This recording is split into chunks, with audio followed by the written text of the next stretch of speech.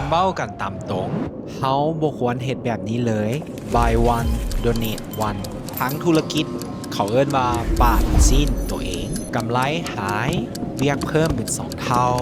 แถมการส่งต่อมีความยุ่งยากมีหลายคนถามค่อยว่าเฮ็ดไปเพื่อหยังสิหาเรื่องใส่ตนเองเฮ็ดหยังยอมรับเลยค่อยก็บ่ฮู้แต่สิ่งที่ค่อยฮู้คือค่อยได้ช่วยประเทศมันเฮ็ดให้ค่อยรู้สึกภูมิใจ